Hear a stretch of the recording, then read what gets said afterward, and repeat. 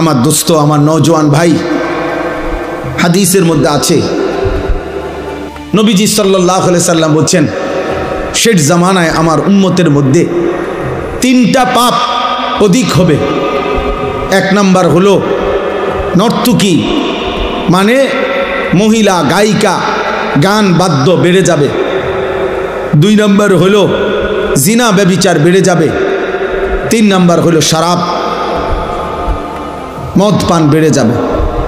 নারী, নেশা, গান বাদ্য, এই 3 জিনিস এক খতিয়ানের।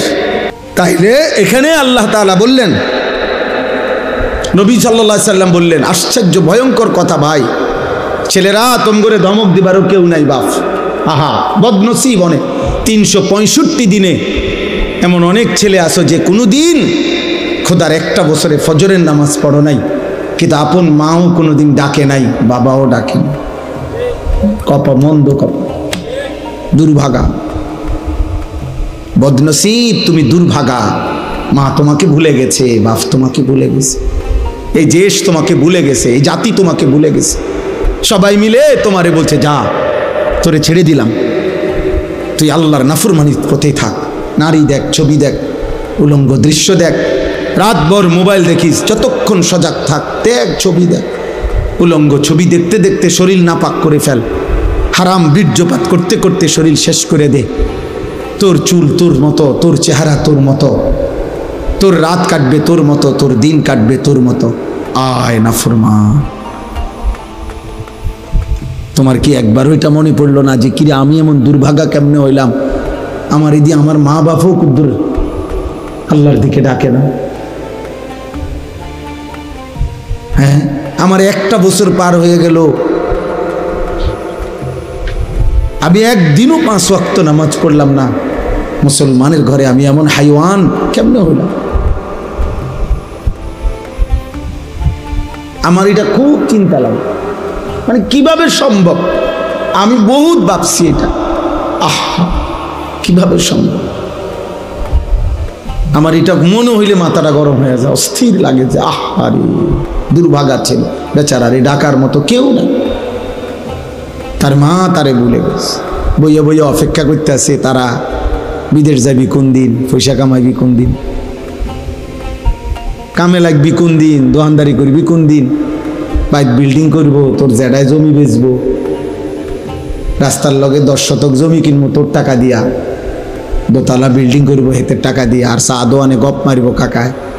আল্লাহর রহমতে আপনার দোয়ায় তে বিদেশে একটা ভালো লাইন করছে, এখন আল্লাহর রহমতে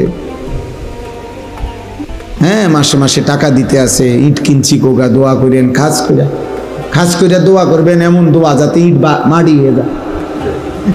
আগে তো ইটে ছিল, এখন খাস দোয়ায় মাটি হয়ে যাবে, রড যাতে বালু হয়ে যায়, এমন দোয়া করবে। খাস দোয়া তোমার জন্য এই অপেক্ষায় আছে। নাই তো মা তোমারে ডাকে না কেন, বাবা তোমারে ফিরায় না কেন? তোমার আল্লাহ নাই, তোমার কোনো বানানেওয়ালা নাই, তোমার কোনো নবী নাই। তোমার নবী তো তিনি যিনি 23 বছর টানা আমাদের জন্য কেঁদেছেন। রাতের পর রাত আম্মাজান আয়েশা নবীর স্ত্রী বলছেন, হাত্তা তাওয়াররামাত কাদামাহু, এ পরিমাণ কাঁদতেন নবীজি রাত্রিবেলা। ফলে দেখতাম নবীজির 2টা পা মোবারক ফুলে ফুলে যাইত, ফুলে ফুলে যাইত, এমন লম্বা দাঁড়িয়ে থাকতেন। হাত্তা তাওয়াররামাত কাদামাহু, 2টা পা ফুলে ফুলে যাইত। হযরত আয়েশা রাদিয়াল্লাহু তাআলা আনহা বলছে, উম্মত এত কষ্ট করছি নবীর সংসারে যে 3টা চাঁদ উঠছে, 3টা চাঁদ ডুবছে, 3 মাস খোদার কসম। আল্লাহর নবীর বিবি আয়েশা বলছে, আমরা নবীর 9 জন বিবি একসাথে একটা কামরায় ছিলাম। 9 বিবির ঘরে 3 মাসে কোনোদিন চুলায় আগুন জ্বলে নাই। রাআইনা হিলালান সুম্মা হিলালান সুম্মা হিলালান মা আওকাদাত ফি আবিয়াতে রাসূলিল্লাহ নারুন। 3 চাঁদ 3 মাস আম্মা জান আয়েশা বলে একদিনও কোনো বিবির ফি আবিয়াত বহু বছর মানে কোনো বিবির ঘরে চুলায় আগুন চলে না, রান্না করা কোনো খাবার খাইতে পারে না। এ আমার সেই নবী যে নবী তায়েফের ময়দানে এত রক্ত ঝরিয়েছেন, রক্তে তার পবিত্র পা মোবারক জুতার সাথে লাইগা হযরত যায়েদ ইবনে হারেসা যিনি নবীজির পালক পুত্র ছিলেন, সাথে ছিলেন, তিনি বলছেন আমি তায়েফের রক্তের কারণে নবীজির পা থেকে জুতা খুলতে পারতেছিলাম না। নবীর সবচেয়ে বড় অন্যতম দুশমন উতবা, মক্কার কুরাইশ কাফের নবীজির বিরোধিতাকারীদের মধ্যে অন্যতম যারা ছিল আবু জেহেল, আবু লাহাব, উতবা। এই উতবা সর্দার সেই সর্বপ্রথম তায়েফ থেকে রক্তাক্ত শরীর নিয়ে নবীজি যখন ফিরে আসছিলেন, প্রতিমধ্যে সর্বপ্রথম নবীজির রক্তাক্ত দেহ যেই কাফের মক্কার দেখছে সে হলো এই উতবা। কিতাবে আছে এই উতবা প্রথম নবীর রক্ত মাখা এই দেহ দেখা এইগুলা একবার একটা ফালতু স্ট্যান্ড, এগুলা বড় বিরক্তিকর। সব সময় এগুলো লড়ে সরে বেরোয় ভাই, বদলাই নেবেন আপনি কোম্পানিতে বাদ দিয়ে দেন, এই দেখেন এবার আমনেরও বেদার।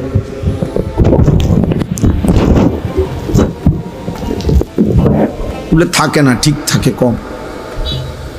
এই উতবা মক্কার কুরাইশ সে প্রথম নবীজির রক্ত মাখা দেহ দেখে, উর্দু কিতাবে আমরা পড়ছি এত রক্ত ধরতেছিল নবীজির দেহ মুবারক থেকে, অথচ নবীজি আজকে 11 বছর মক্কায় ইসলাম প্রচার করতেছিলেন, 11 বছর পরে গেছেন তায়েফে। 11 বছরেই এরা বিরোধিতা করছে নবীর।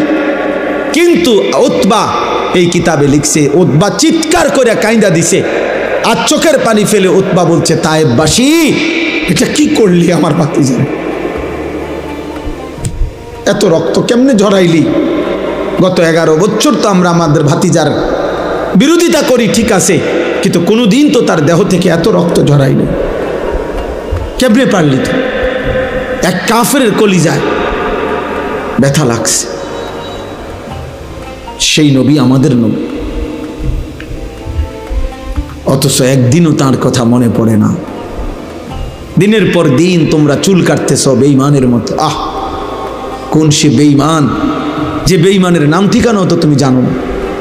ছেলেরা বলো, যাদের মতো তোমরা চুল কাটো, এই বেঈমানের নাম বলতে পারো? একে তো সেই বেঈমান মুশরিকের চুল, দ্বিতীয়ত তার তো কোনো নাম ঠিকানাও নাই, হয়তো তার বংশেরও ঠিক নাই। আহা,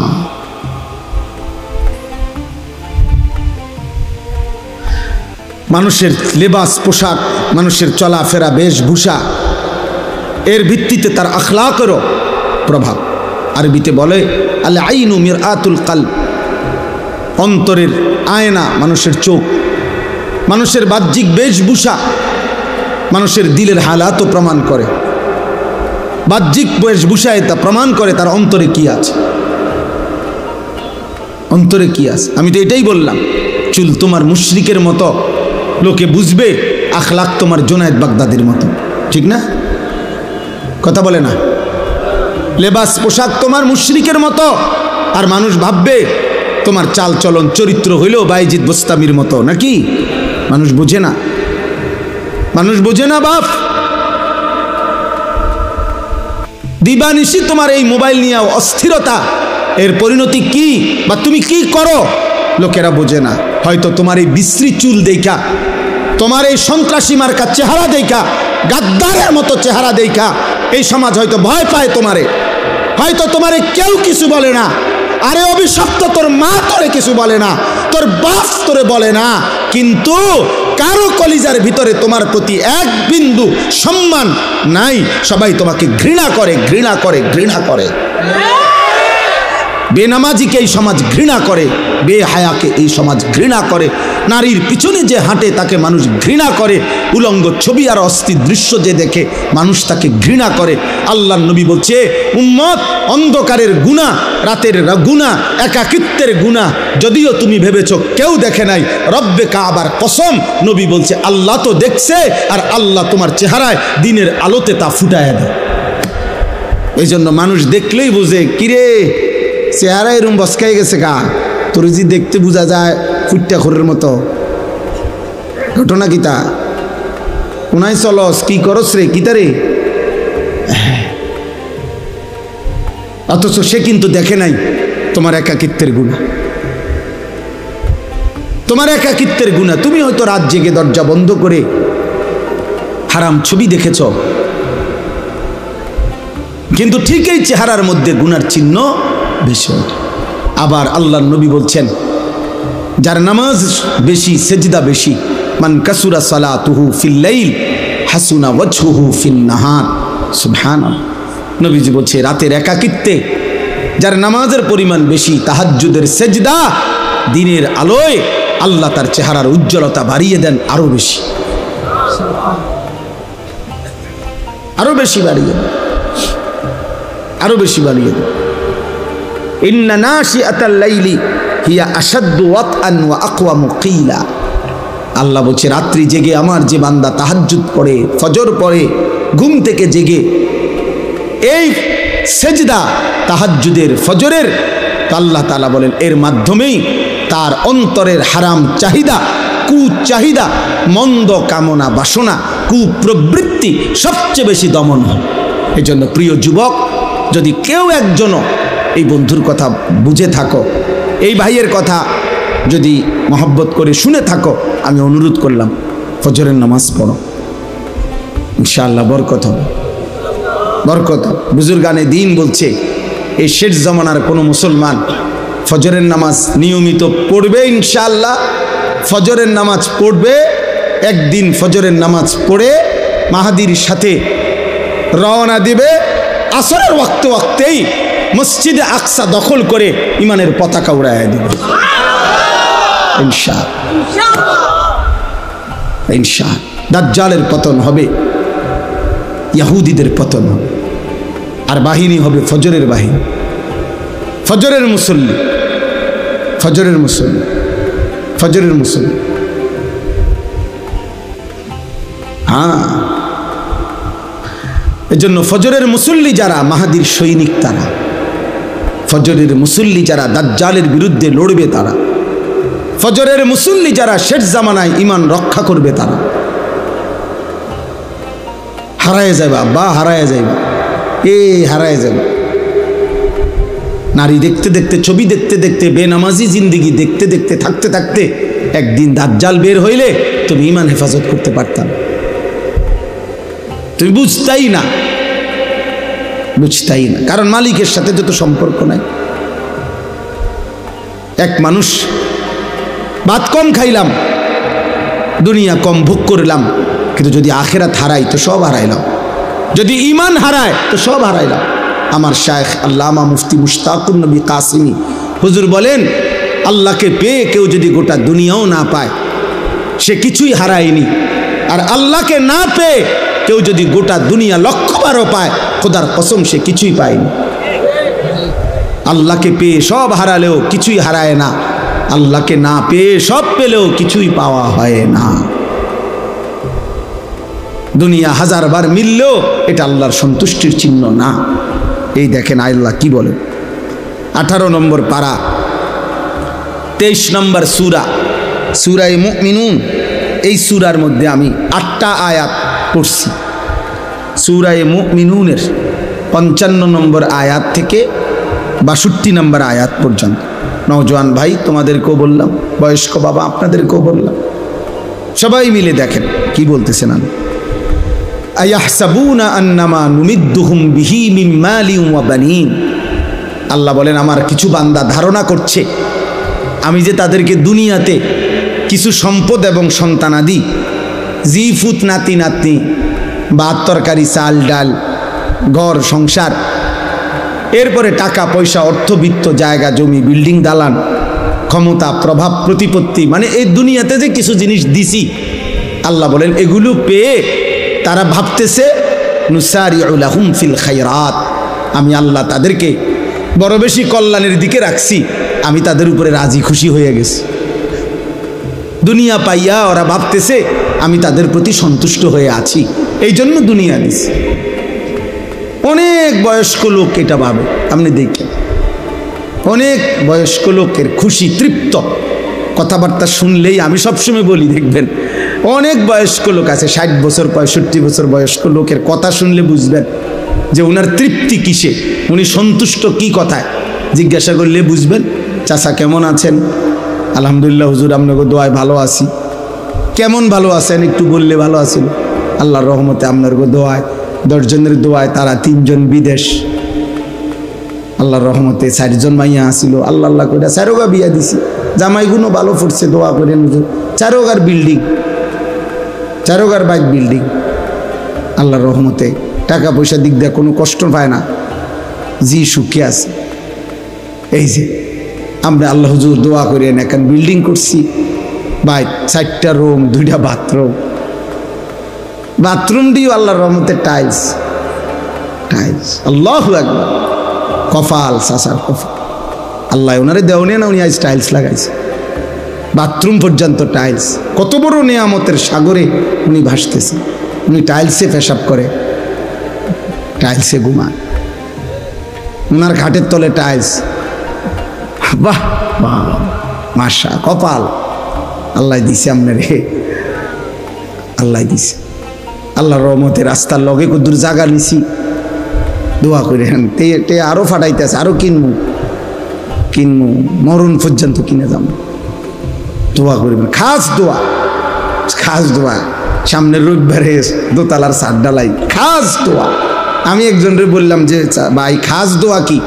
এমন দোয়া করুন যাতে ছাদ ডাইবা যায় একদম, নাহলে খাস দোয়া কি? ছাদ ঢালাইয়ের দোয়া। এই যে উনি আপনি কি বললেন? দুনিয়া বললেন, কথা বলেন না। উনি কি হিসাব দিল? এগুলা দুনিয়া না? তাহলে উনি বুঝাইলো এই যে দুনিয়া আল্লাহ ওনাকে দিছে, আল্লাহ ওনার উপরে খুব দয়া করছে, উনি খুব খুশি, রাজি, সন্তুষ্ট। আল্লাহ ওনার উপরে খুব খুশি হইয়া এগুলা দিছে, খুব খুশি হইয়া। আহা মুসলমান, তো আল্লাহ এটা বলেন না বান্দা, বাল্লা ইয়াশউরুন, আহা বান্দা বুঝলা না, আসলে তারা বোঝে নাই যে আমি আল্লাহ কাউকে যদি দুনিয়া 1,000,000 দেই, 1000 দেই, গোটা দুনিয়া যদি 100 কাউকে পুরাটা দুনিয়া দেই, তবুও এটা আমার সন্তুষ্টির চিহ্ন না, না সন্তুষ্টির চিহ্ন নয়, আমার রাজি খুশির চিহ্ন নয়। যদি এটাই সন্তুষ্টির চিহ্ন হইতো, তাহলে হে মুসলমান, আমি তো কাফের বেঈমানকে যুগে যুগে বেশি দিছি, দুনিয়া বেশি দিছে না? এখনো পর্যন্ত দুনিয়ার অর্থ সম্পদ, বাড়ি গাড়ি বেঈমানদের কাছে বেশি না? কথা বলেন না? আপনি 4তলা বিল্ডিং দিয়া অহংকার করেন, 4তলা বিল্ডিং দিয়া ইউরোপ আমেরিকার মধ্যে ছাগলও ফালে না। ছাগলের ফার্ম এত বড়, শুকর যেই ফার্মে পালে ওই ফার্ম আরো বড়। সেন্ট্রাল এসি, সেন্ট্রাল এসি, শুকরকেও দামি শ্যাম্পু দিয়ে গোসল করা। হ্যাঁ, প্রাইভেট কার দিয়া জাপানে ঘাস টানে। আমাদের যেসব ভদ্রলোকরা মনে করে প্রাইভেট কার চড়তেছি, এগুলা দিয়া জাপানে ইউরোপে ঘাস টানে, ঘাস টানে। হেলিকপ্টার দিয়ে সার দেয় অস্ট্রেলিয়াতে। আমার মাদ্রাসার পাশের বাড়িওয়ালা এই বেড়ায় নিজে করছে, আমি আমরা উনি কি করেন? হেলিকপ্টার দিয়ে সার দেয়, কসম খোদা। হেলিকপ্টার দিয়ে কি দেয়? সার দেয় বেড়া, খেতে সার দেয়। এত বড় ক্ষেতের ফসল প্রজেক্ট যে হেলিকপ্টার দিয়ে কি দেয়? সার দেয়। তো কি হইল দুনিয়া? আমরা হেলিকপ্টার দিয়ে সার দিন কোন দিন? কথা বলে না। আমাগো রাস্তা যে সকাল বিকাল ভাঙ্গে যায়। দোস্ত, মিলবে না দুনিয়া। দুনিয়া 1000 বার মিললেও এটা মালিকের সন্তুষ্টির চিহ্ন না। আমরা এখানে যারা বসে আছি, আমরা যদি প্রত্যেকেই মনে করেন 30 তালা একটা বিল্ডিং শেষ করি, মনে করেন সবার বিল্ডিংয়ে ছাদ ঢালাই হয়ে গেছে, 30 নম্বর তালা, খবর নিলে শুনবেন ইউরোপ আমেরিকাতে এই পরিমাণ মানুষ ওই দিন 200 নম্বর তালার ছাদ ঢালাই দিছে। তাইলে আপনি তো আরো 170 তালা পিছে পড়ে গেছেন, তাহলে এগুলো ছাদ ঢালাই দিবেন কোন দিন? ধোকা, দুনিয়া ধোকা। দুনিয়া কি? ওমা হাদিহিল হায়াতুদ দুনিয়া ইল্লা লাহবুম ওয়া লাইব। আল্লাহ বলছেন বান্দা দুনিয়া তামাশা, ধোকা, খেলাধুলা। ওমাল হায়াতুদ দুনিয়া ইল্লা মাতাউল গুরুর। দুনিয়া শুধুই ধোকা, দুনিয়া শুধুই ধোকা। এই বাড়ি ধোকা, এই হাসি ধোকা, এই আনন্দ ধোকা, এই যৌবন ধোকা। তুমি যুবক মনে রেখো, তোমার চোখে চারদিকেই কত বৃদ্ধ মানুষ ঘোরাফেরা করছে, তুমি কি দেখো না? তুমি কি কোনোদিন দেখো নাই যুবক? ছোট্ট মাসুম বাচ্চাও কবরে চলে গেছে, তুমি কি জানো না?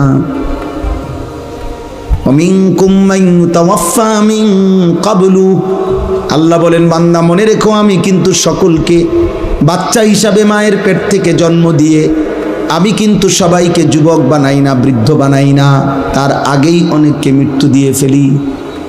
দেয় কিনা?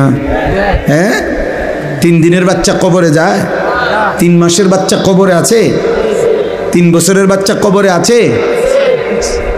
আমার বন্ধু মাওলানা মুতালেব হুসাইন সালিহি, বাংলাদেশের অন্যতম একজন আলেম, বক্তা, ওয়াইজ, ওর 1 মাসের বাচ্চা কবরে গেছে কয়দিন আগে।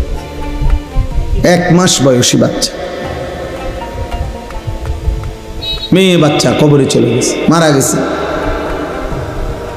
তাইলে আমার সমুদ্রের 3 দিনের বাচ্চা মারা গেছে। তাইলে এই জন্য বলি দুনিয়া 1000 বার পেলেও সবটাই ধোকা। এই আছেই না, এই হাসে তোই কাঁদ, এই হাসে তোই কাঁদ। আমি একদিন কুমিল্লা ক্যান্টনমেন্টে এক ছেলেরে দেখছি, খুব সুন্দর মোটর সাইকেল দিয়ে সে ফাঁ করে ছাড়ছে। এখানে দেখছি খুব মৌজে আছে, কাবিলা পর্যন্ত গেছি, আমার গাড়িও পিছন দিয়ে গেছি, দেখছি মানুষের জট। দাঁড়াই, এই কাংলা দিয়া খবর দেখি, এই ছেলেটাই আপনার কভার্ড ভ্যানের মধ্যে এমন জোরে বাড়ি দিছে, এই পাওটা আলগা হয়ে গেছে একদম। আমার চোখে দেখছি। আমি সিলেট আমার এক মাহফিলে এরকম আমারে আরো আগে মোটর সাইকেল দিয়ে নিতে গিয়া ছেলে 2 মোটরে, তারাই যারা নিতে আসছে, ওদের একজনের মোটর সাইকেলে ধাক্কা লাগে, আরেকজন পইরা 2টা দাঁত জাগাত পড়ে গেছে ভাঙ্গা। আমি কক্সবাজার দেখছি, মহেশখালী মাহফিলে যাইতে সময় এই যুবক আমার নিষেধ করার পরেও মোটর সাইকেল দিয়ে নিতেছে, বারবার নিষেধ করছে।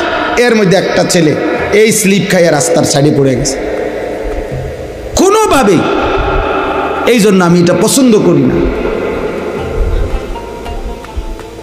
বর্তমান নওজোয়ান, আমি আমার শায়েখ আল্লামা মুফতি মুশতাকুর নবী কাসিমি হজরত সহ গত কয়েকদিন আগে সিলেট ছিলাম। একসাথে দুপুরবেলা আমরা একটা মোটর সাইকেলের শোরুম উদ্বোধন করছিলাম। তো ওইখানে বক্তব্য, সামান্য একটু বক্তব্য দিছিলাম। দিতে গিয়ে আমি বলছিলাম, আপনাদের কাছে আমার অনুরোধ, কিশোর নওজোয়ানদের কাছে মোটর সাইকেল দিতে একটু সতর্ক হওয়া উচিত, যে বাস্তবিক অর্থে সে প্রয়োজনে নিচ্ছে না বিনা কারণে। কারণ কিশোর নওজোয়ান ছেলেদের বর্তমানে এই মোটর সাইকেলের এই অস্বাভাবিক দ্রুত গতির চলার কারণে প্রতিনিয়ত ওরা অ্যাক্সিডেন্ট হচ্ছে। আশ্চর্য হবেন, এই আমার বক্তব্যের 5 মিনিট পরে আমার পরে একজন বক্তব্য দিয়েছেন, উনি একটি প্রাইভেট মেডিকেল কলেজের চেয়ারম্যান, মেডিকেল কলেজের। উনি বক্তব্য দিয়ে সাথে সাথে এটা বললেন যে আমি হুজুরের কথার সাথে শতভাগ একমত। আমাদের এই মেডিকেল কলেজে প্রতিদিন যে পরিমাণ রুগী আইসিইউতে থাকে, তার 90% আইসিইউ রুগী সব নওজোয়ান মোটর সাইকেল বাইকে আহত। এই পরিমাণ অ্যাক্সিডেন্ট করে যে বাড়ির লগে লগে প্রথমেই আইসিইউতে ঢুকাইতে হবে। এই জন্য প্রিয় নওজোয়ান, কে দেখে তোমার মোটর সাইকেল? কে দেখে? কারে দেখাও?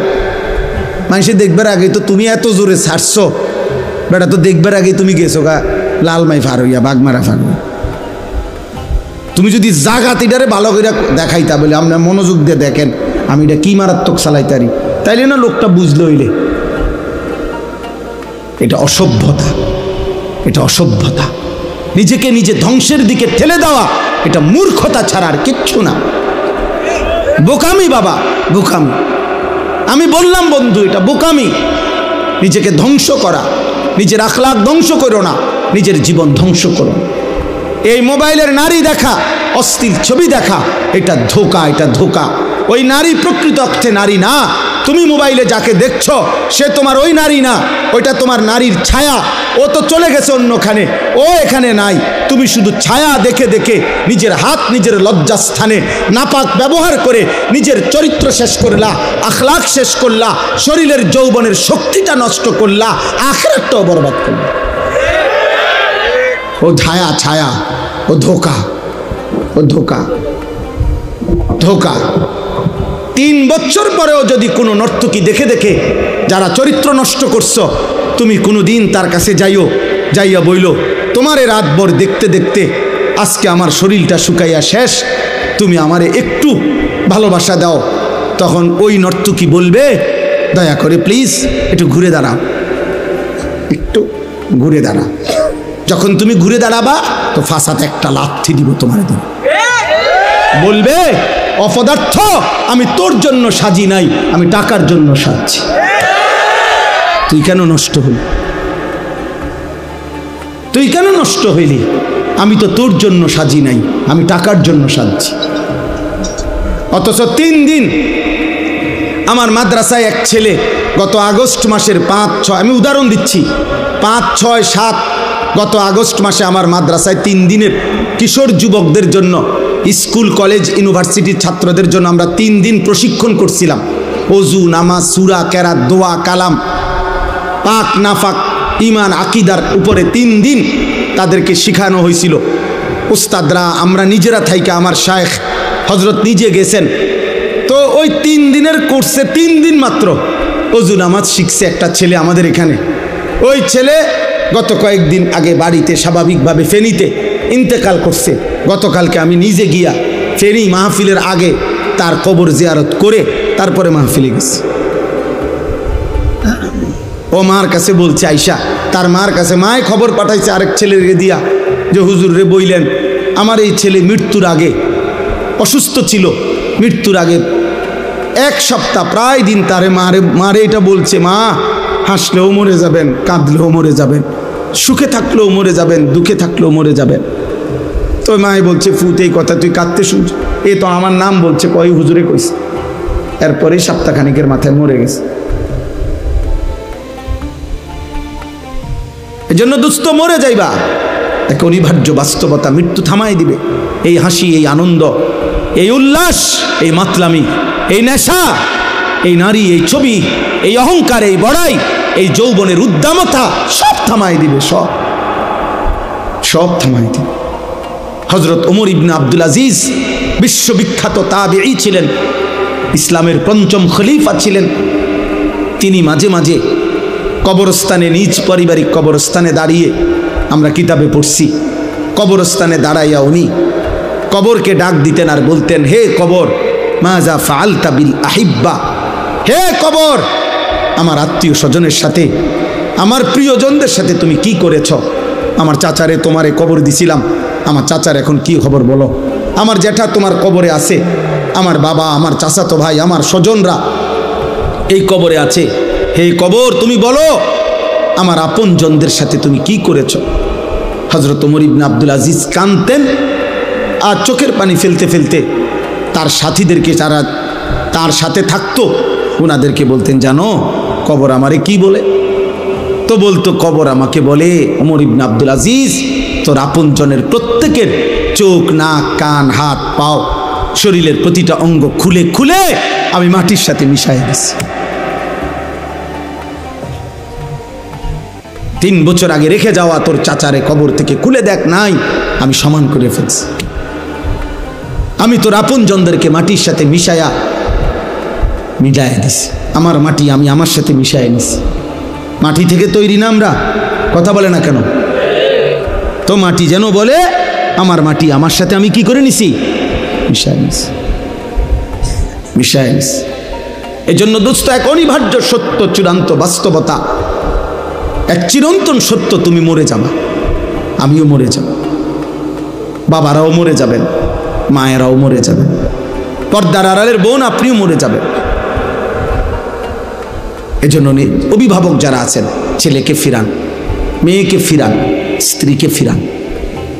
একজন বাবা মায়ের প্রধান পরিচয় যদি সে মুসলিম হয়, মুসলিম অভিভাবকের প্রথম পরিচয় তিনি তার অধীনস্থদেরকে ঈমান আমলের উপরে, আখিরাতের উপরে রাখার সর্বোচ্চ চেষ্টা করবেন।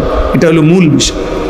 আপনি বলেন যে আপনি হুজুর আমি বলছি অনেকবার নামাজ পড়ে না, তাহলে আপনি যে আজকে এতবার বলার পরে যে ছেলে আল্লাহকে সেজদা দেয় না, আপনি তার জন্য সুদে টাকা নিয়ে বিদেশ পাঠান কেন?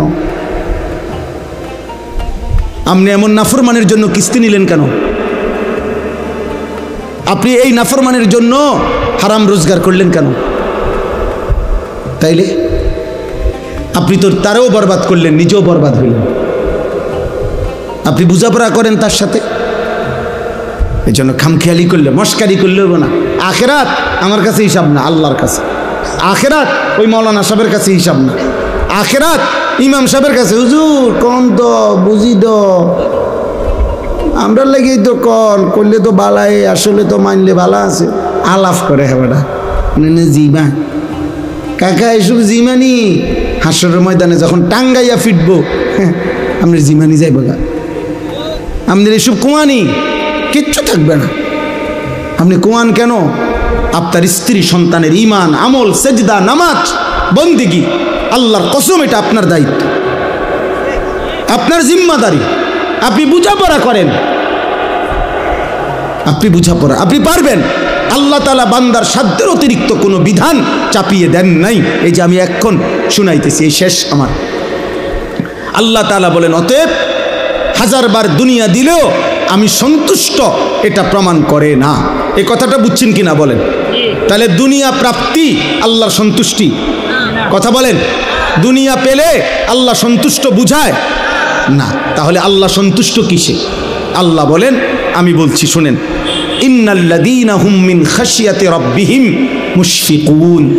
এক নাম্বার, হৃদয়ে যার আল্লাহর ভয়ে কাঁপতে থাকে, হৃদয়ে যার আল্লাহর ভয়ে কাঁপে, আল্লাহ বলেন আমি তার প্রতি সন্তুষ্ট। তাহলে এক নাম্বার, হৃদয়ে যার কার ভয়? আল্লাহর ভয়।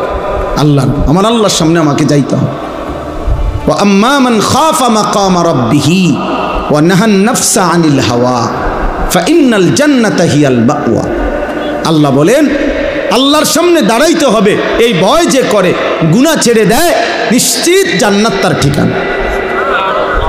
আল্লাহ কোরআনে বলেন ওয়ালিমান খাফা মাকামা রাব্বিহি জান্নাতান, যে আমি আল্লাহকে ভয় করে, আমার ভয় যার কলিজায় থাকে, আমি আল্লাহ ওয়াদা দিলাম তারে আমি 2টা জান্নাত দেব। তার মানে তারে আমি দ্বিগুণ নিয়ামত দেব, দ্বিগুণ জান্নাত দেব। আল্লাহ আমাদেরকে তৌফিক দান করেন। ওয়াল্লাযীনা হুম বিআয়াতি রাব্বিহিম ইউমিনুন। 2 নাম্বার, আল্লাহ তাআলা বলেন আল্লাহ পাকের সমস্ত আয়াত, সমস্ত আহকাম, কোরআনের সমস্ত বিধান, নবীর সমস্ত তরিকা, আল্লাহর সমস্ত বিধানগুলোকে যে সর্বান্তকরণে মেনে নিচ্ছে, গ্রহণ করছে, ঈমান রাখছে, পালন করছে, আল্লাহ তাদের প্রতি সন্তুষ্ট হয়ে আছে। 3 নাম্বার, ওয়াল্লাযীনা হুম বিরাব্বিহিম লা ইউশরিকুন। কোন অবস্থাতেই যারা আল্লাহর সাথে শিরিক করে না, এক বিন্দু, তাদের প্রতি আল্লাহ সন্তুষ্ট হয়ে আছে। 4 নাম্বার, ওয়াল্লাযীনা ইউতুনা মা আতাউ।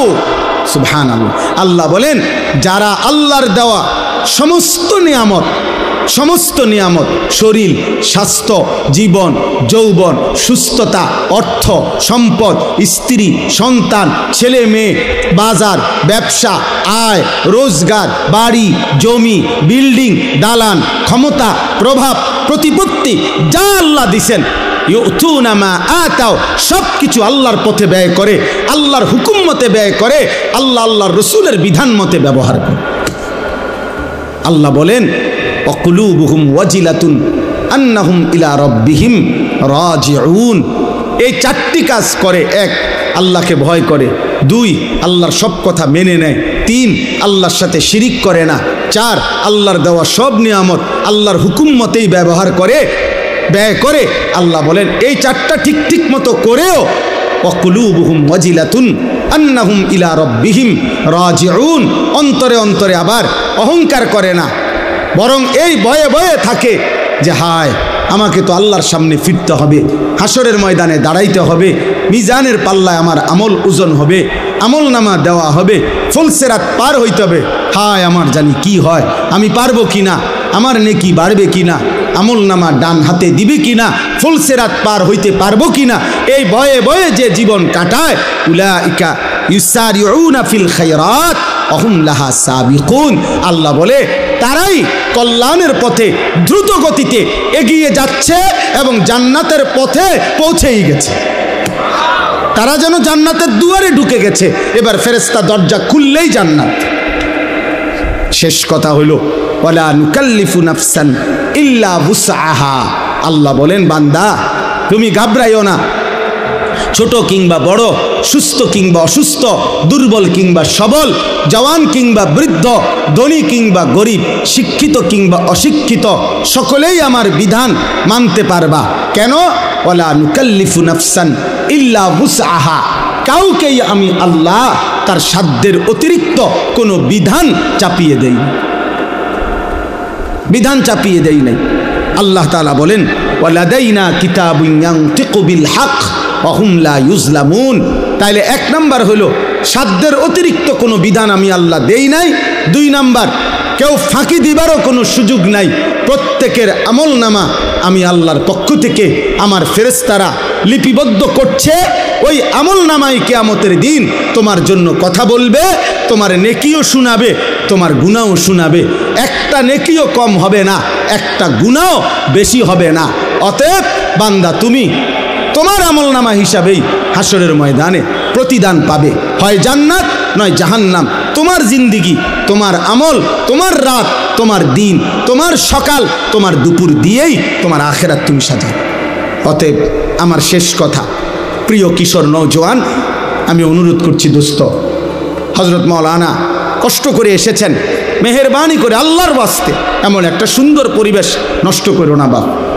দয়া করে অনুরোধ করছি, আমি অনুরোধ করছি, উঠাউঠি হুড়াহুড়ি করো না, কেউ হুড়াহুড়ি করো না, কাউরে, আমারেও না, কাউরে কষ্ট দিও না। দয়া করে মুসাফা করার জন্য ঠেলাঠেলি ধাক্কাধাক্কি করলে হবে না। আমি মুসাফা করব না কারো সাথে, কোনোভাবেই না। আমি অনুরোধ করছি সবাই মিলে মহব্বতের সাথে বসে আল্লাহর কথা শুনতে থাকেন। আর কিশোর নওজোয়ান ভাই, আমার আবারও অনুরোধ করছি, তুমি যদি আমার কোনো উপকারে না আসো, এই দেশ, এই জাতি, এই পৃথিবী, এই জগৎ, এই সংসারের কোনো কল্যাণে যদি তুমি নাই আসো, কিছু যদি না করো, নিজের ক্ষতি করো না। তো আগার মেয়েরা নিহি বনতা না বন আপনা তো বন। নিজের ভালো করো বাপ, এই গুনাহ তোমারে শেষ করে দিবে। এই নারী, ছবি, এই গান, বাদ্য, এই অশ্লীলতা, এই জেনা, ব্যভিচার, মদ, জুয়া, এই অসৎ বন্ধুদের আড্ডা, হারাম মেয়ের সম্পর্ক তোমারে শেষ করে দিবে। অতএব দয়া করে ইনসাফ করো নিজের উপরে, নিজের আখলাক, নিজের চরিত্র হেফাজত করো, আখেরাতের ফিকির করো। দুনিয়াও তোমারে স্মরণ করবে, আখেরাতে মহান আল্লাহও জান্নাত দিয়ে দেবে। আল্লাহ আমাদেরকে তৌফিক দেন। আজকের এই মুবারক মাহফিল আল্লাহ কবুল করেন। আমিন। সুবহানাল্লাহি ওয়া বিহামদিহি।